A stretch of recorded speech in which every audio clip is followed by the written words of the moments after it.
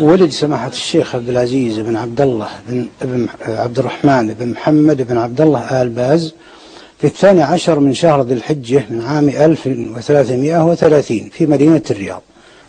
وأما نشأته فكان في عند والدته، لأن والدته توفي وهو صغير، ونشأ عند والدته نشأة صالحة، وكانت معروفة بملاحظته وإكرامه وتقديره.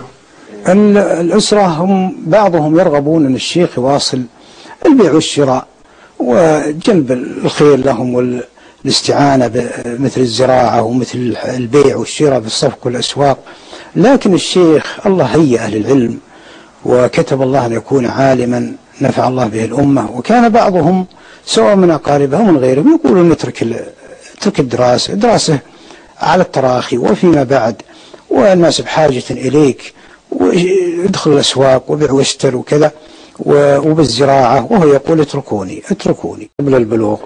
ثم اتجه إلى ملازمة العلماء، وفي 1346 بدأ يضعف بصره حتى بداية 1350 في محرم، وانتهى بصره وكف. تأثروا به وبأخلاقه رحمه الله.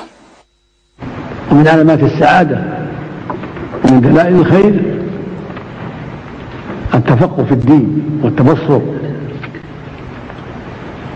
قال النبي صلى الله عليه وسلم في الحديث الصحيح: من يريد الله به خيرا يفقهه في الدين. من يريد الله به خيرا يفقهه في الدين، متفق على صحته. ويقول عليه الصلاة والسلام: من سلك طريقا يلتمس فيه علما سهل الله له به طريقا الجنة.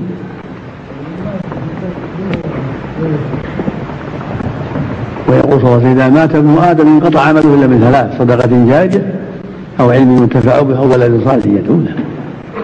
فالعلم له شأن عظيم. وكان من كثرة حبه للعلم عليه رحمة الله أنه لا يتوقف عن القراءة والسؤال والجواب، حتى وهو راكب في السيارة بجانبه القارئ يقرأ والسائق يسوق السيارة، لا يضيع الوقت، وقته ثمين.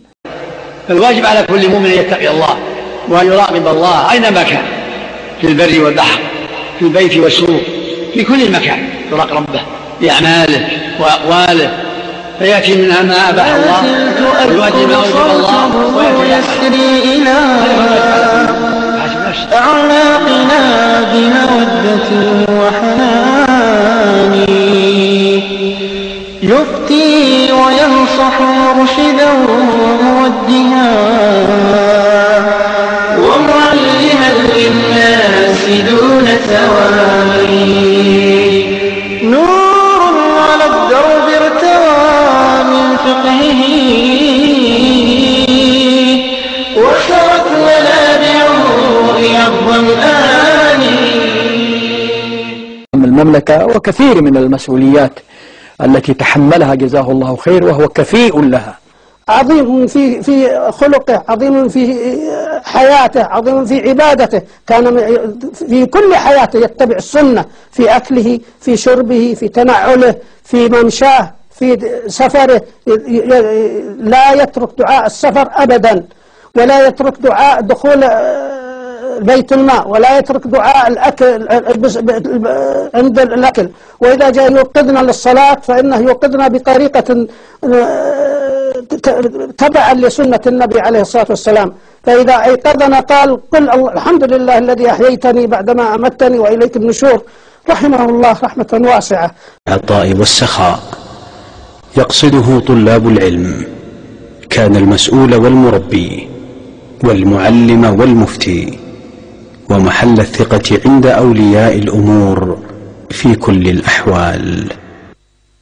وفي عام 1414 صدر الأمر بتعيينه مفتيا عاما للمملكة ورئيسا لرابطة العالم الإسلامي، فاستمر حتى نهاية حياته رحمه الله، ولكنه لم ينقطع عن الدعوة ولم ينقطع عن التوجيه، والناس وهم لا يستغنون عنه، يستشيرونه ويعرضون عليه وهو يوجه.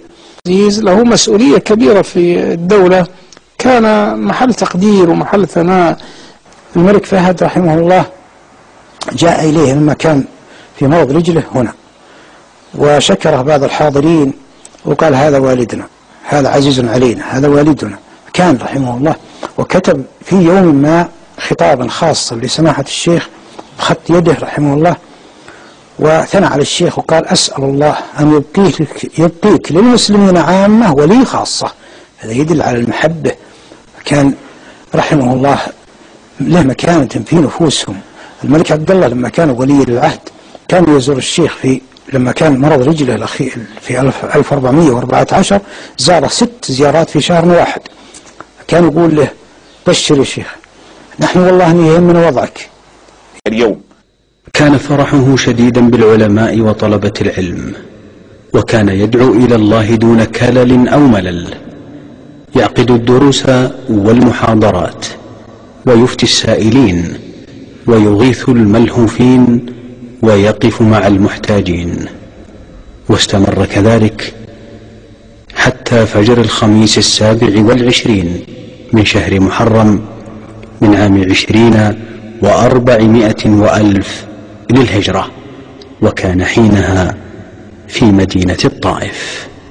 يقول ابن أحمد أنه لما جاء الساعة 1:30 سأل عن الساعة، قلنا 1:30، قال توكل راح تريح. يقول هو قام وتوضأ، كان يوم طيب، توضأ وصلى التهجد قبل أن يخشى أن ينام، ما أدري وش الأسباب، صلى ثم اضطجع. وتقول أم أحمد وفي الساعة 2:30 جلس، تنظر إليه جالس عنده وإذا هو يبتسم.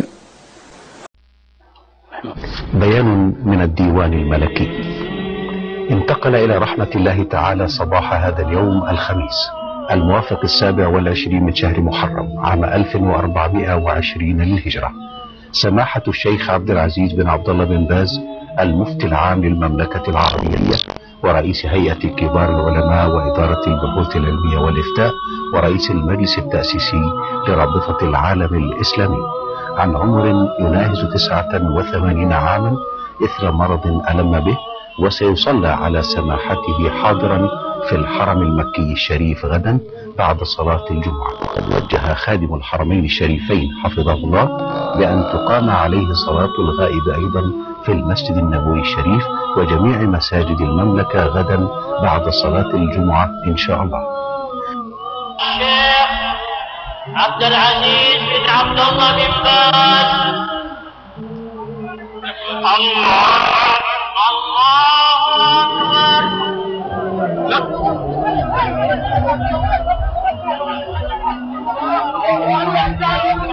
الله أكبر.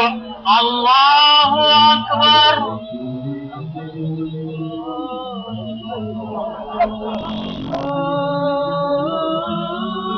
الله أكبر. الله أكبر.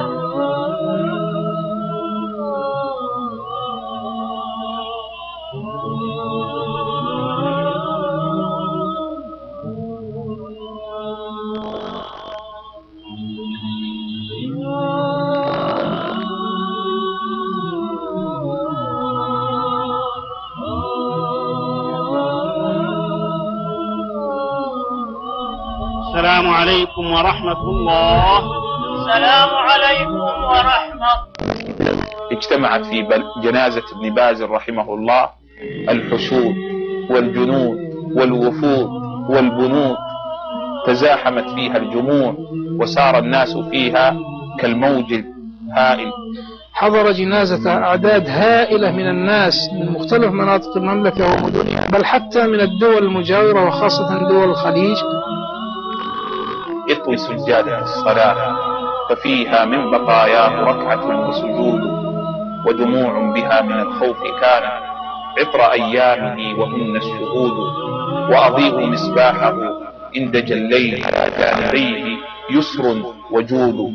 أيها المبصر الذي ما عرفنا مذ غرفناه غير بئر تجود، يا أبانا وجدنا وأخانا ومحبوك والد وحفيد، أي دار تركت فهي حياة في رحيل عنها يكون الخلود. غيره فهو سنان ما توالى على القديم جديد. تموج السطور لذكر ابن باز ويعلو على هامة الحرف نور، ويجري القصيد يحكي الحياة حياة الإمام التقي الصبور.